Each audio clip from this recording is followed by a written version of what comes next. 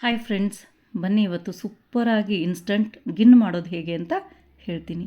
ನಾನಿಲ್ಲಿ ಅರ್ಧ ಲೀಟ್ರಷ್ಟು ಮೊಸರನ್ನ ಬಟ್ಟೆಯಲ್ಲಿ ಕಟ್ಟಿಬಿಟ್ಟು ನೀರಿನಂಶ ಎಲ್ಲ ತೆಗೆದ್ಮೇಲೆ ನನಗೆ ಗಟ್ಟಿ ಮೊಸರು ಸಿಕ್ಕಿದೆ. ಹುಳಿ ಇರಬಾರ್ದು ಒಂಚೂರು ಕೂಡ. 1 ಬೌಲು ಮೊಸರು, 1 ಬೌಲು ಕಂಡೆನ್ಸ್ಡ್ ಮಿಲ್ಕ್, 1 ಬೌಲಷ್ಟು ಹಾಲನ್ನ ಹಾಕ್ಕೊಳ್ತಾ ಇದ್ದೀನಿ. 1 ಟೇಬಲ್ ಸ್ಪೂನಷ್ಟು ಕಾರ್ನ್ಫ್ಲೋರ್ ಮತ್ತು 1 ಟೇಬಲ್ ಸ್ಪೂನಷ್ಟು ಮಿಲ್ಕ್ ಪೌಡ್ರನ್ನ ಹಾಕಿ 30 ಸೆಕೆಂಡ್ಸ್ ಇದನ್ನು ಚರ್ನ್ ಮಾಡ್ಕೊಳ್ಬೇಕು. ಇವಾಗ ನಾನು ಕೇಕ್ ಟಿನ್ನಿಗೆ ಹಾಕ್ಕೊಳ್ತಾ ಇದ್ದೀನಿ. ಮೇಲೆ ಸ್ವಲ್ಪ ಕೇಸರಿ ದಳ ನಾನು ಹಾಕ್ಕೊಳ್ತಾ ಇದ್ದೀನಿ. ನೀವು ಬೇಕಿದ್ದರೆ ಅರಿಶಿನ ಕೂಡ ಒಂದು ಚಿಟಿಕೆ ಹಾಕಿ ಅಲ್ಯೂಮಿನಿಯಂ ಫಾಯಿಲಿಂದ ಆ ಕೇಕ್ ಟಿನ್ನನ್ನು ಕವರ್ ಮಾಡಿ. ಸ್ಟೀಮ್ ರೆಡಿಯಾಗಿದೆ. ಅದರಲ್ಲಿ ಇಟ್ಬಿಟ್ಟು ಒಂದು ಚೂರು ಕೂಡ ಓಪನ್ ಮಾಡಿ ನೋಡಬೇಡಿ.